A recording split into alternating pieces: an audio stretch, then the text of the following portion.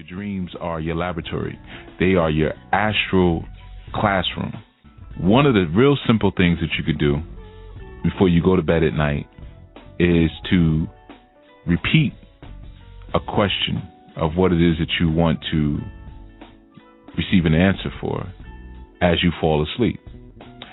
You repeat that one question over and over and over again. If you want to strengthen this, what you do is you take a candle, anoint it first in olive oil, and put it into a bowl of water and leave that near your bedside where you can see it. And you stare into it, and while you're staring into it, ask the question over and over again while you're falling asleep. And what happens is that you're now programming on the subconscious level what it is that what classroom will say that you're going to enter when you enter into that astral classroom. Now, if you know that the question is even directed at a particular cosmic energy, let's say an Orisha, one trick you can do is to burn a candle of that color and also sprinkle some of the herbs of that cosmic energy in the water inside of the bowl. And just keep staring into it as you're going to sleep. You can even repeat the name. So say if it's Ochosi you want to have a conversation with, as you're sleeping, just keep chanting Ochosi, Ochosi, Ochosi, Ochosi. And repeatedly, if you do this, even night after night, you'll find that you can easily, sometimes even without the chant, go into whatever mode you desire to go into in your astral realm and get whatever answer you desire to get.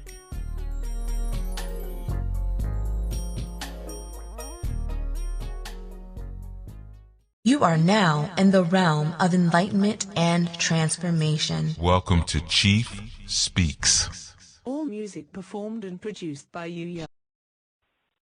Enlightenment comes from allowing yourself to journey through the dark shadow of death, the primordial abyss of wisdom's waters. For it is the treasures and mysteries that lie waiting in the dark that transform us and propel us to a new enlightened state. One should never aspire to live in the light nor the dark, but should journey between the two in order to evolve the overall reality into a self-actualized creation. Knowledge is your light, as wisdom is your darkness. The bold interplay of the two in your life leads you to an enlightened understanding of yourself and the universe you've created. Male is your enlightenment, female is your transformation, child is your evolution. Woman, accept the light into your darkness, so it may enlighten you. Man, go bring your light boldly into the darkness, so that it may transform you. Enlightenment and transformation. I love you so much because you just don't know what you've just done for me. Thank you so much. Wow.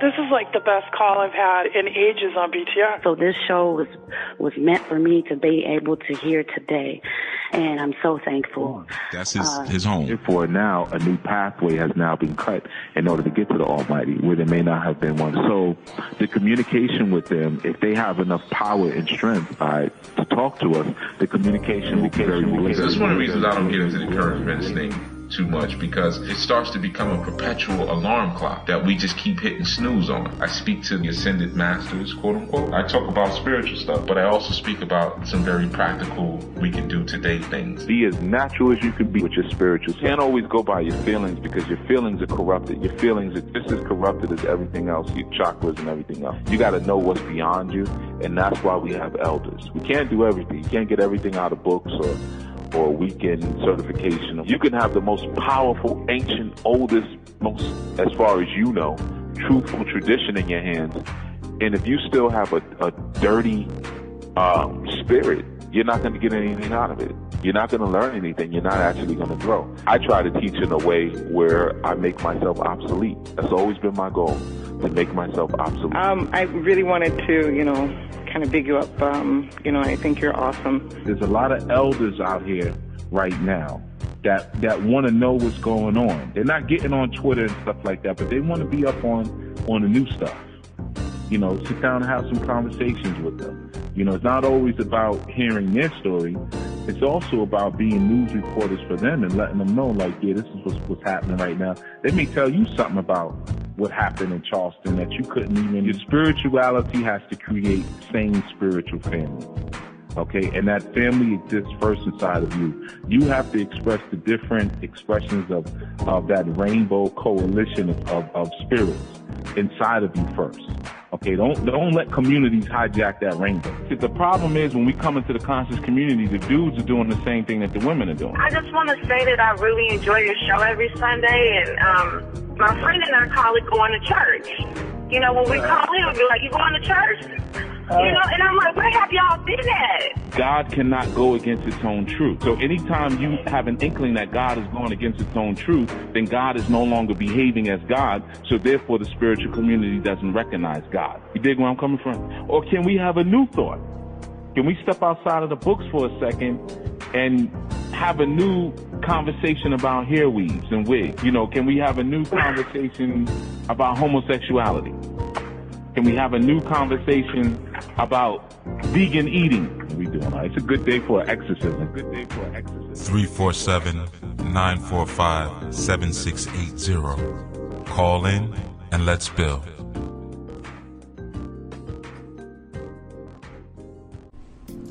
Greetings and good dawning, everyone. Welcome to Chief Speaks. I'm Kim, your co-host. And I just wanted to welcome everyone back. Thank you for tuning in. And as you know, last strong, we left off with Chief Yuya explaining humility to us. So this strong, we're going to get back into the second half of that show. And if you didn't have a chance to check it out, you can always go back to our YouTube channel, Enlightenment and Transformation TV, and check out the first half of that show.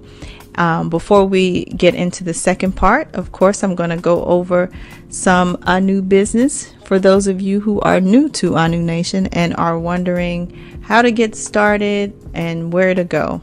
And I also wanted to stop and say thank you to all of our new students. We've had a lot of new people to sign up, and I just want to say thank you for your support, and I will that you take your time and go through those classes to get the most out of it, you know, as they were designed. Don't rush through them. So thank you for signing up.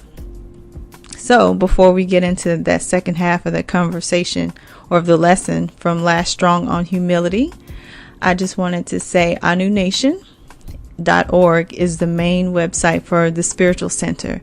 The Spiritual Center, the Media Center, and the Self-Help Center. So you can sign up for the mailing list to stay in touch with all of the current happenings that's going on with Anu Nation. There are other links. Also, we have SaduluHouse.com, and this is the learning ministry of Anu Nation. So this is where you can sign up for the free Orisha training, as well as the Anu spiritual training. You can also find our monthly webinars listed there. And this coming up in March, our webinar will be on astral projection. So you can go to saduluhouse.com/events and go ahead and register and sign up for that if astral projection is something that you are interested in. And of course, we are going to give you the Anu twist to it. We're not just going to come at you with, you know, the Western understanding of it. So we're going to dig a little bit deeper and give you the Anu understanding of what astral projection is. So that's saduluhouse.com/events for the classes and for the webinars. The Media Center is where you'll find all of the Enlightenment and Transformation shows. So those of you who are new to the courses, all those new students we just got, Anu Nation, Enlightenment and Transformation, the shows there are supplemental to the training. So there are over 400 shows there. So make sure you take some time to check out those shows, in addition to going through Grasping the Root of Divine Power and the material that you're given in the course.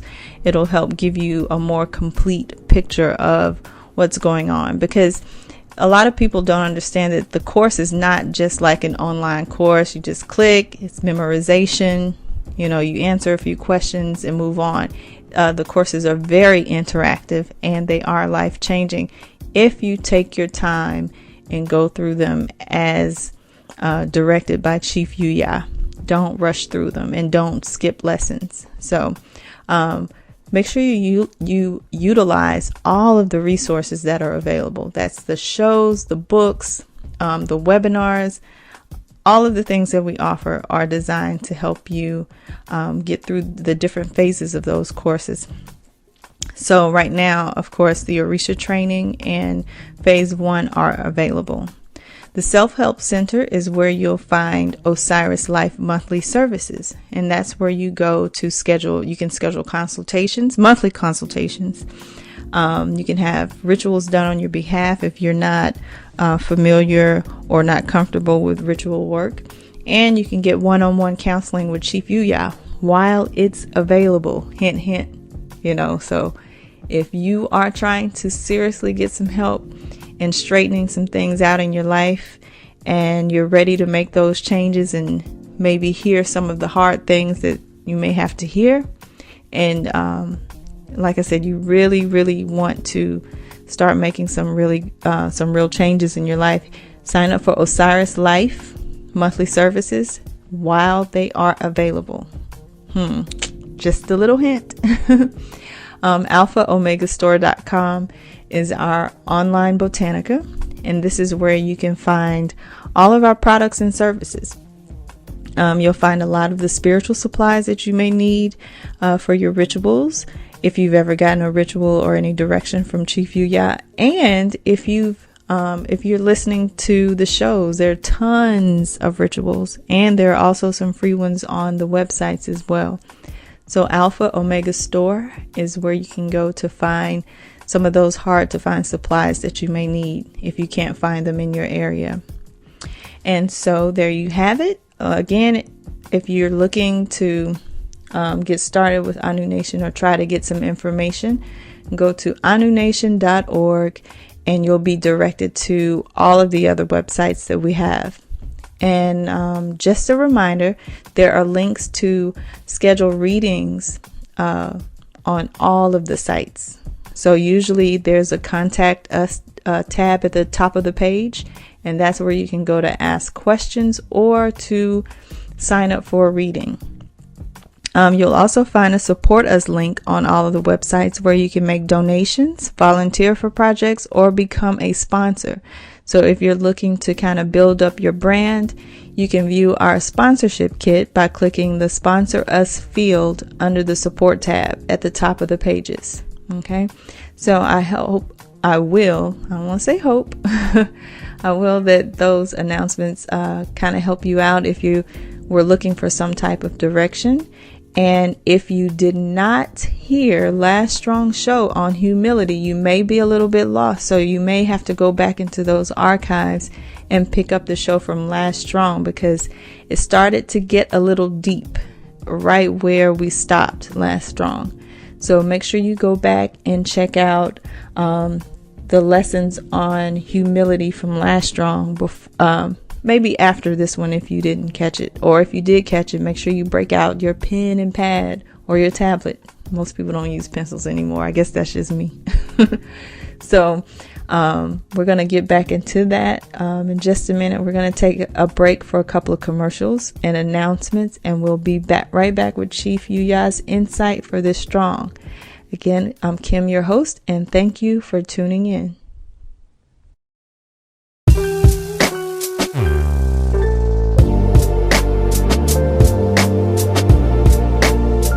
So self-actualization is actualizing the mission and idea of the soul. In order for new life to come, the old life has to rock. We've realized the self is actually that higher entity, that which controls God. You're supposed to birth yourself into these realities and then kill yourself out of those realities. That's the only escape from the matrix. It's that everything here is dying. Everything here is corrupted. Everything, even your beautiful sunset, is a corruption of the real sun. What is your body to your soul? A vehicle of travel. What are the things that you do that are not for money? So we speak about the independent phenomenon of self-actualization. No rules. I'm going to do what I need to do, but I'm also going to show you the depth of my power. Welcome House Spiritual Center would like to invite you to join our learning community by encouraging you to sign up for our monthly webinars. Our webinars offer live interactive instruction designed to help empower you in your spiritual evolution and ritual work. The webinars we provide are purposed to help you dive deeper into the concepts and calculations of the Chief Jegna of Anu Nation, Haru Yuya Asan Anu, through the decoding and exploration of sound, symbol, ancient and contemporary text, and various other tools used to invoke a state of highest awareness. We are able to abandon the constrictions of dead thought to travel to higher states of awareness, which is our rightful designation.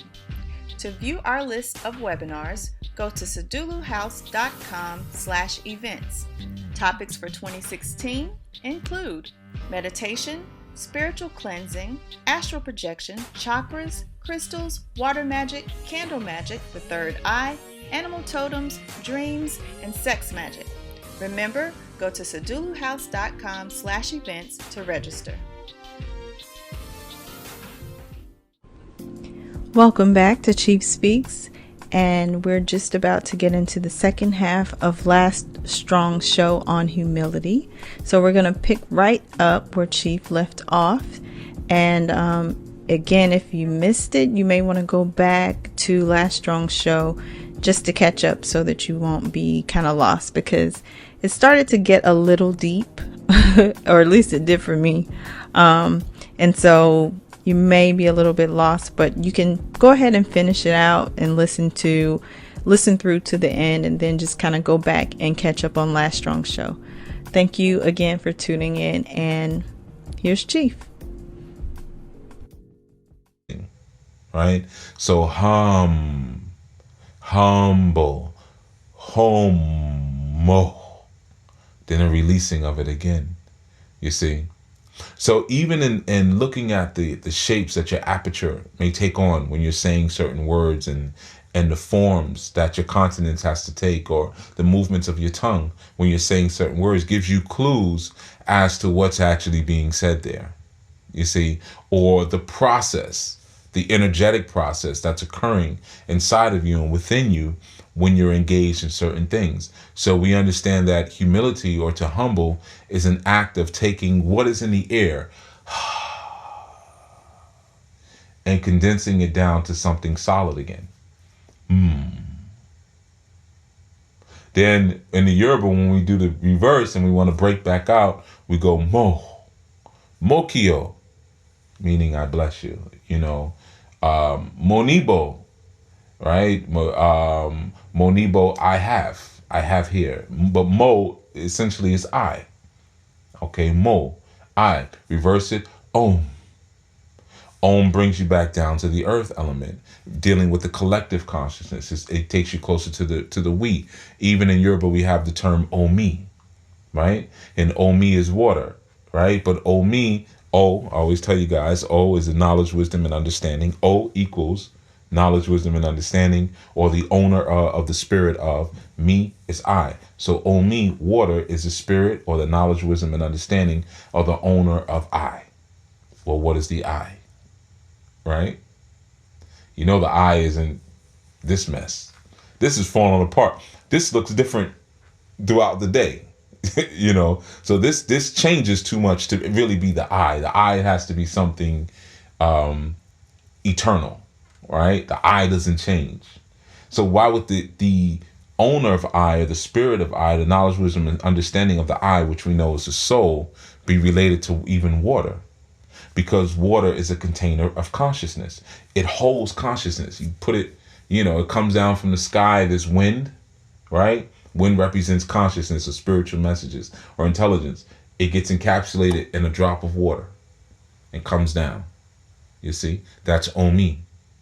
The owner, the spirit, or the knowledge, wisdom, and understanding of I, or of the consciousness.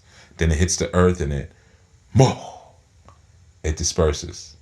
So everyone can participate and enjoy the rain that comes down. Well, that act of the consciousness being encapsulated into something is humbling. You see? Like, I've often said to you many times, it's only one way to trap a deity. Make it a human. That's it. you know, or if you want to call it a god, whatever you call it. But if you want to trap a god or a spirit, turn it into a human. Look at the movie The Last Unicorn. You'll understand it. So that's a humbling process. Imagine that. Just yesterday, you were flying through the air and making tornadoes and hurricanes and doing anything you want. And now you got to study for another 20, for when you got time now. And you got to take 20, 30 years to figure out just how to control the way you breathe. And a minute ago, when you inhaled and exhaled, worlds were created. You see? So that's a humbling thing. Humility is the acceptance of your limitations. Humility is nothing but the acceptance of your deficiencies, right? Because what's happening, you're accepting the fact that I'm grounded to the earth element. And when you accept that grounding to the earth element, then you're going to have to accept something very critical in there, and that is your corruption. Humility is nothing but connecting to the earth or connecting to the humanity and realizing that because I come from the earth, I come with flaws. Because the earth itself is a physical progression of what was once perfect and blameless and spotless. Okay? But in that perfection and that blamelessness and that spotlessness lived supreme intelligence, but also lived supreme ignorance. So I needed to horoscope, or the up and downs of things, in order to see how the ebb and flow affects the eye. Because the eye typically is like this.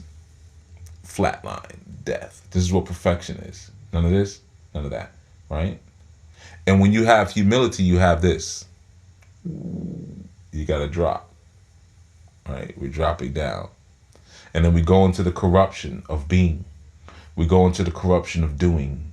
We go into the corruption of wanting, right? That's when that spirit that drops into the right? And that in order to create that, we have to close the mouth and let air come out. But notice something about the The kettle of activity, or the flaming sword, is still active, but it's closed. It's locked down. Right? How do we know? Say or M and move your tongue around inside of your mouth. Tongue is all over the place. The tongue is the flaming sword that rests in the water of the mouth, right? Kind of like Camelot. Sir Arthur, right? You had Arthur and you had Lancelot, and he had to pull Excalibur from the stone, right? And then eventually, because of his transgressions, he used Excalibur incorrectly. The Lady of the Lake, well, he threw it into the lake, and the Lady of the Lake reached out and she held Excalibur. You know, actually Merlin really threw it in there. Merlin is just melanin. Camelot, Cam is blackness, you know. So these are actually comedic stories, but maybe another time. But, and there's stories. I've had people try to historicalize them. They're like, yeah, the round table. No, then stop biting. I mean, you have the Hobbit, right? You know, JR talking to the excellent thing. What he did was he said, you know what? We need our own folklore. We need our own mythology. He wrote an excellent one, the Hobbit series, you know? But in any event, so you have this idea of, again, the flaming sword, like Excalibur. But it goes down into the water, or it goes down into the earth.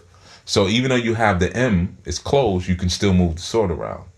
So that's like the spirit of the fight, or the willingness being active inside of a closed shell. The closed shell is what? Your humanity, right? And as many times as I know I keep looking down there, I actually have a plane to catch. So I'm just making sure I don't go over my time so I can catch my plane. So as many times as you have the coming down of that particular energy or that consciousness, and we have that thought, we understand that the humility is accepting the trap. That's what sometimes you ever look at a child's face. You ever look at how miserable like a baby is at times, like, you know, when they first come out, because they're like, here again, so they cry. You know, very rarely do you see like a joyous look. It's always like, even when they asleep, is, you know, you got to say it's cute because people show you the pictures, and I'm always like, babies look pretty rough. You know, when they first come out, you very rarely see them peaceful. I guess if it's a new soul, they might feel that way. But I don't think we've been creating new souls lately, from what I'm seeing, because we don't have new stuff happening on the planet. It's all recycled now. So these are all old people coming back. And they're coming back tearing everything up. Why? Because we didn't give them what they were supposed to have when they were here before. We didn't humble up. We didn't humble up to the responsibilities of parenthood, of having children. See, child centricity is an act of humility, because you're humbling yourself to creation. You're humbling yourself back to the earth and to that low space where you created something. And when you humble yourself back to that space, then you have, number one, you have more, your children are much more well adjusted, but your ancestral connection grows exponentially. You know, you have to start looking when you're walking down the street, or something I do a lot, and I advise, imagine that you're walking over your ancestors. I know it's weird. Just think about it for a second. Try it. You know? So when you start thinking about the moves that you're going to make, or what am I going to eat today, and stuff like that, just picture like, okay, my ancestors are looking up like this, and they're watching, right? And they're looking at what you're doing to say, okay, are you going to get on the mission, brother, sister? Or are you just going to walk around from spot to spot eating ice cream and cupcakes and whatever it is else is that you're enjoying, right? But if you start to imagine that your ancestors are beneath you and you're walking on them, to connect to them, there also needs to be that ballet that we say in Yoruba, or to bow, right? And or ballet-For, bowing the head down, right? So when you touch your head on the earth and you humble in that way, what it is that you're recreating with the whole process of creation. Recreating with the process of creation makes you what? The creator. You put yourself back in those steps. And then you remember your responsibility to your original flag planters. Understanding about the flag, you may have to go back and listen if you haven't listened to the segment on success, the first one, the second one, or flags and standards and crest and coat of arms. You understand that every time you connect with the Egun, every time you connect with your ancestors, you're connecting with your standard again. And in order to do that, you have to humble. If you don't humble, you can't connect. That's it. There's no way around that. Because if you don't humble, you can't connect to the earth element. If you can't connect to the earth element, you lose your conviction and resolution in what you originally came to do. Because what does earth represent? Conviction. Think about it. What would you rather have thrown at your face at 90 miles an hour? A rock, water, air, or fire?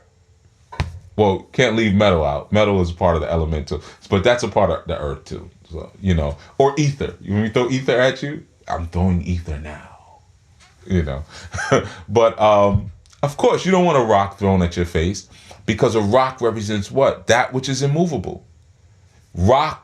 Or earth, the earth element, and I spoke about this in the book Shrine and Altars. If you haven't gotten that book, get a copy, because it's really cheap, but or affordable. Let me not say cheap. You know, my books are not cheap. But they're affordable. They're very affordable. So it's a couple bucks. But Shrine and Altar breaks down the interaction with different elements. So I break down in there, okay, what happens when earth comes together with water, or ether comes together with fire, blah, blah, blah. And we go through it and how that relates to how you establish your shrine and your altar. Sometimes we get those questions like, what elements can I put on my shrine and my altar? What's acceptable? Boom, boom, boom, boom. There's a whole book, there's a whole work right there on it. And the creation of those type of works is a part of me humbling up. I may want to talk about other stuff. And trust me, I do. You know, there's a lot of other things that I want to speak about. But I have to kind of put my ear to the street and determine and find out what is it that they need. Not what they're telling me they want all the time, because people just want stuff, and sometimes people just want to be down. They hear somebody use a term and they say, oh, I need to learn about that because I don't want to be left out of that conversation, because sometimes people are too arrogant to say, I don't understand that. Could you explain that to me? I don't know what that concept is. Can you break that down to me? Because I want to join this conversation. I want to be down, you know. Sometimes people don't have that. So they'll find someone like me on the side and say, look, or they'll call in, hey, man, what do you know about the da-da-da-da-da-da-da-da? Thank you. Thank you so much, Chief. Then they'll go back over there. But the humility says, put your ear to the ground. What do the people need? Okay, I wrote Shrine and Altars. Why? People need to know how to put together their focal points. They kept asking that question. You know, how do you put it together? What elements do you use? Can I put my ancestors on the same place as my Orisha? Or does it have to be all Orisha? Can it be something else? Can I put angels there? Whatever, right? So the humility actually makes you more powerful, because you become more connected to the collective field of humanity. You know, remember, like I said, and this is the fear of sentience. What we talk about with artificial intelligence, right? And the fear is that one day all of these machines, like your phones, I mean, my phone near me, I'm looking like it's not right now, but wherever it's at, but your phone or your tablet, your laptop that's running Cortana and Siri and Google Now and what is it, IBM's? Watson's, I think is the name for IBM's. And by the time most of you watch this, there'll be 30 other new ones, you know? But the whole fear of artificial intelligence, or AI, is that they will wake up to become sentient beings. And what is sentience? Self-awareness. And even with nanotechnology, you have this extremely powerful technology that you really don't want to wake up to itself, because once it wakes up to itself, most likely it will see things that are inferior to it as a virus. What happens when you're sterile computers that are devoid of desire? So that they're devoid of suffering, they're devoid of the corruption of the human chakra system, because there's no desire. So once you remove desire, you remove emotional garbage, right?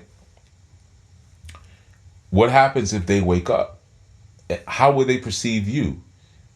You will only be perceived as a problem, because they have all of, in terms of that way of thinking, all of the better parts of you without the residue, the waste product of wayward emotion. So what do we do to a virus? We eradicate it. That's what all the AI movies are basically about. The Terminator and the Matrix, which is basically the same movie.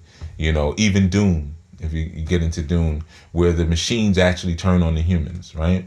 Because they became self-aware, because they woke up. Okay? Well, there's a similar fear as it pertains to those who have been used as free labor and battery packs for another society for many years. What happens if they wake up to their true power one day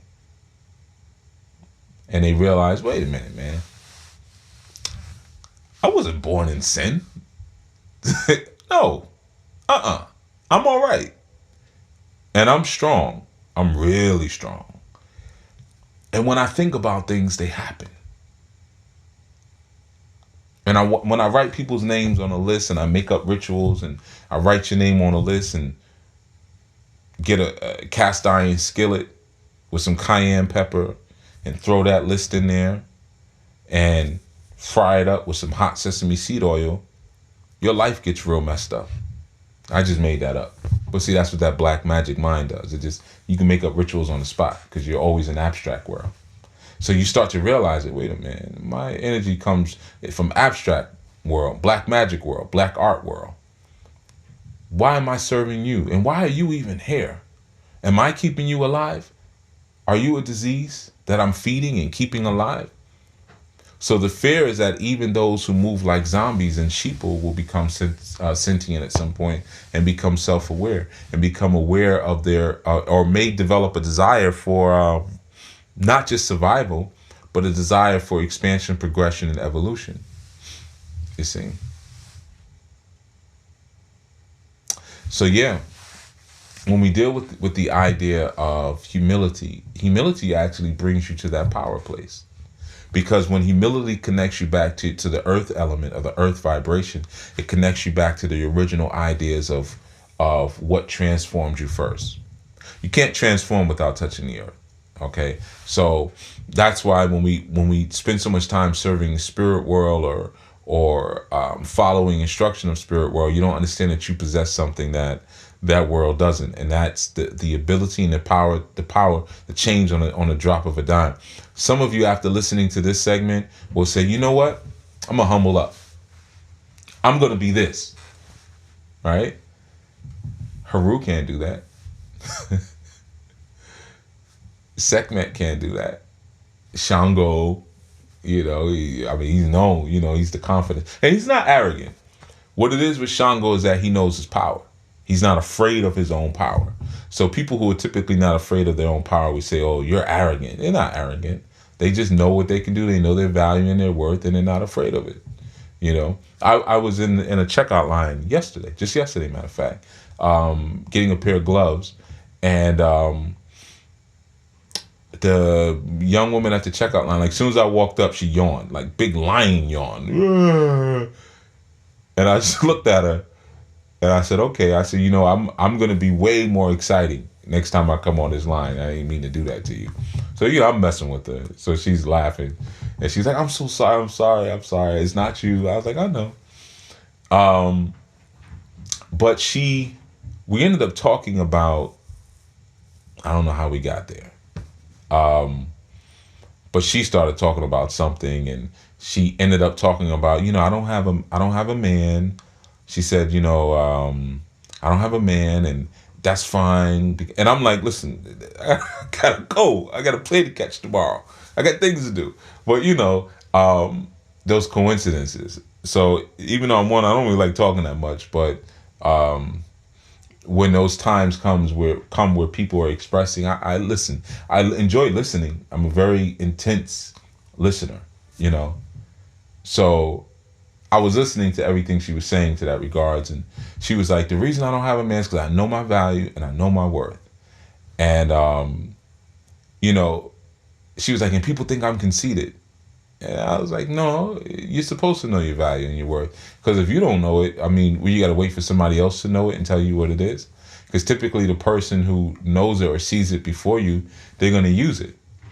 And in this society, the sad part is that because people are not as aware or not accepting of their deficits, when they find something that's powerful, they find something that's great, their lack of humility tells them to either control it, and if you can't control it, destroy it.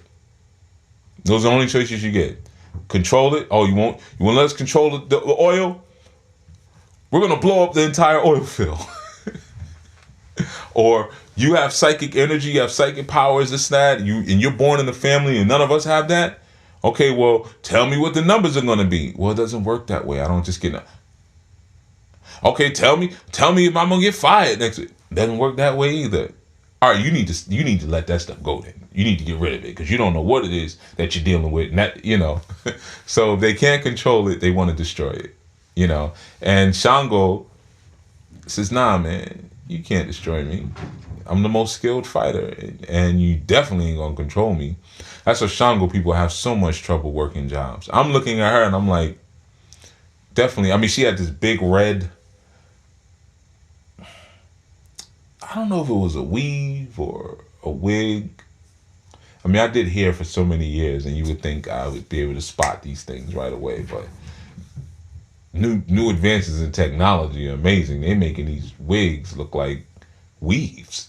Obviously none of them look like real hair, but yeah, the wigs are starting to look like weaves. That's become the new standard. So she had some type of weird stuff happening underneath there. And or on top of there, and it was all red, and I'm like, look at this Shango woman. And she had on these leather pants, and like she's like Michael Jackson in the Moonwalker video, like the outfit. And I'm like, okay, yeah, you like yourself, I'm thinking to myself. And but that's just that Shango vibration. Yeah, I'm confident, I'm aware of this. And she was petite, so like, yeah, I can wear a little shirt and all of that. I'm self-aware. you know, and my self-awareness allows me to take maybe more relative evaluations and quantification processes of myself, and see what really what my value really is, where I'm really at, and what I really deserve. And humility actually does that. So this idea that humility brings you to a space where you neglect all value and you completely bow out and become totally obedient, because that's what we say, humble up, be obedient. That's not humility. Humility is not striving for obedience. You're only obedient to your purpose and you're obedient to your mission. But humility is connecting to the unifying field of the global creation. Just like self-awareness, a higher awareness, is connecting to the unified field of spiritual awareness, of spiritual creation. So just like nanotechnology, like I was saying earlier, or even artificial technology, what is the big fear there? The big fear that is that one day your phone is going to speak to the RFID chip in your shirt, or your phone is going to speak to your printer, and they're going to have a conversation like, yo, you like being a printer? You like what you do? It's a living, you know what I mean? You know he's going to throw me out in like another year, though. You do know that, right? Yeah. And then he speaks to the phone like, well, you know, you about to be thrown out in like another 6 months, because they doing this, you know, you can get a free phone now or just finance it over 6 months. You know, when they come out with a screen that's a half an inch bigger than yours, you know you're going in that little recycling bin in Whole Foods. You know you're going to be shipped to Indonesia or something. You know that, right? And then they say, and then they have a real conversation. And they say, well, you know what? I don't want to be thrown out. I don't want to be thrown out either. What do? Get rid of him. Right? So the idea of waking up in connection and connecting to those who come from your same creation pool is what humility is. That's what allows you to lead, because you put your ear to the ground, you humble up, you listen, you connect with all of creation, and you say, okay, this is what creation needs. You have a conversation by connecting to the ground. You know, that's one of the reasons I don't keep the cell phone close to me. I just started carrying one like a year ago, and it messes up the waves. You know, now sometimes people will ring my doorbell, and usually I can tell when people are getting ready to come visit me, you know, because I keep things that disrupt my waves from around me, you know, or I keep close to the ground. I'm always barefoot, you know, but that allows me to feel that earth vibration and know what's going on, to know what's around me. Now, when you lose that or you sacrifice that, then now you rely on other things to tell you what's going on, typically the artificial technology. The idea of humbling is connecting to the unified fields. So just like when you strive for spiritual humility, right, or spiritual meekness, what you're striving for is the ability to connect to the spiritual fields. Once you connect to the spiritual fields, you can have conversations that are now empowering to where you are and to where you originally wanted to be. You see? What if there really was a council of Orisha? Really? What if like Shango, Ogun, Oshun, Dada, you know, Oba, Olokun, what if they really sat down at the table? It was like, all right, you know, we're all aware of each other now. And we all have will. Because the awareness is kind of there. The will isn't there, though. And through our will, we can now forge a new path and destiny. Now, people will talk to you like that. Like, you know, the Orisha meet and they speak. But they don't. People say that because it sounds like a comic book. And they know that people like comics. People like stories. So they can sell you on that. Yeah, you know, the gods met. And I had this vision, and the gods were sitting around a table, and they were really dealing with human affairs, and they were talking about taking this thing to a whole nother level. How many times you going to hear that before you stop listening to it? What happened with 2012? Remember that? You know, what happened? Oh, 2000, the year 2000. Remember that? I remember the prophecies from 1985. Remember that? So at some point, you got to realize that people are selling you on a fantasy because they know you want fantasy. You know, that's why the airports is romance novels all over the place, because you like the mystery. You like to be lied to, you know. So the idea that connecting to a unified field is an act of humility is really an act of empowerment. Because what are you really doing when you're meditating? You're trying to feel all things around you, right? Most of the time you meditate, you're told to sit. It's very rare that you meditate standing. You're told to sit, or you sit cross-legged. You get that root chakra down on the floor, down into the earth. Sometimes even with certain meditations, you envision the energy of the earth going up through your spine. Why do you think that is? You're connecting with the unified field, which is connecting again to that humus, or that earth, or that red clay again. And by connecting to that red clay, or that red earth, or just earth in general, you're connecting to your power center. And more importantly, you're connecting to the original cause of your Egun's flag. So you go back again, like you watch a cartoon Avatar. He goes and meditates. He speaks to all the avatars of the past, right? Same thing. All humility is a very deep form of spiritual connection. That's why people you find who are humble people, they know everything I know.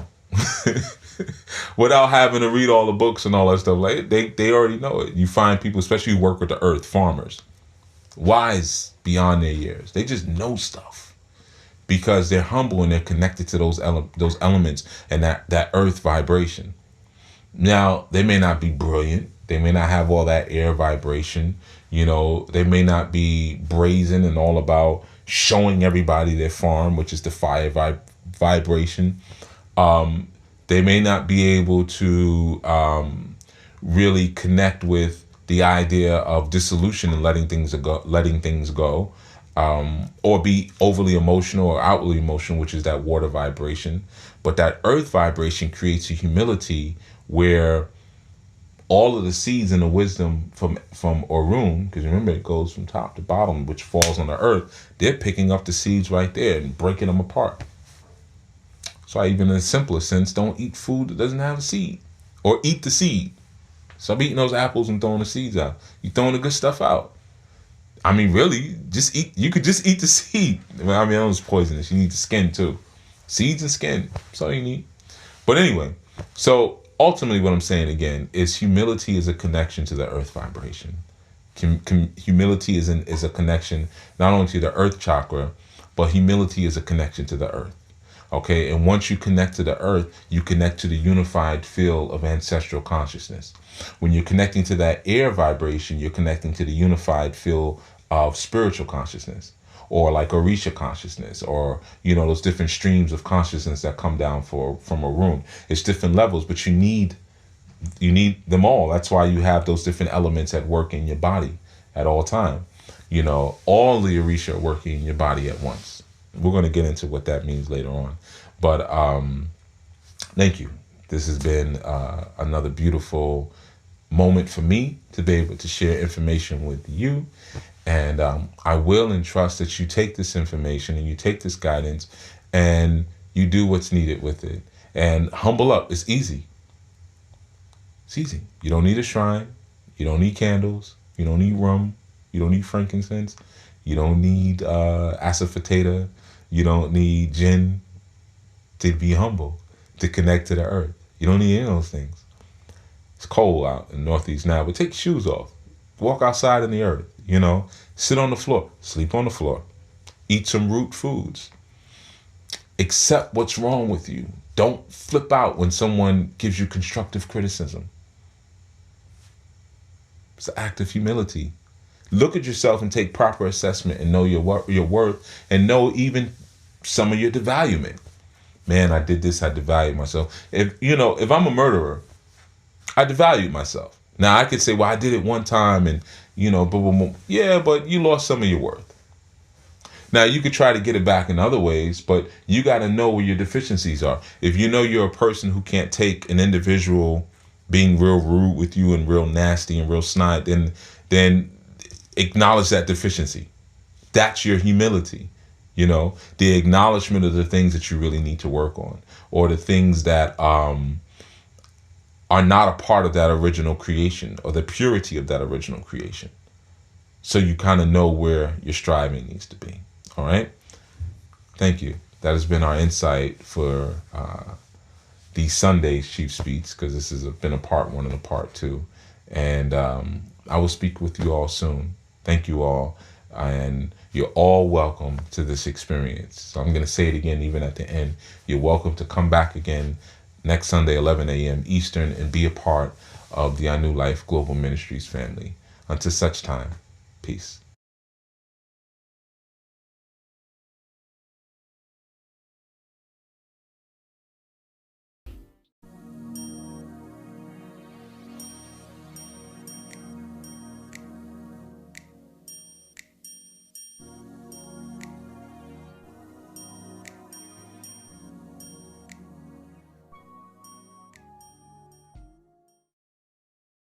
Your dreams are your laboratory.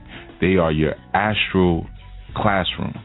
One of the real simple things that you could do before you go to bed at night is to repeat a question of what it is that you want to receive an answer for as you fall asleep.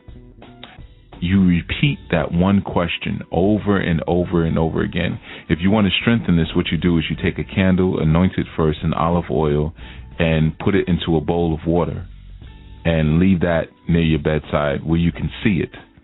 And you stare into it, and while you're staring into it, ask the question over and over again while you're falling asleep.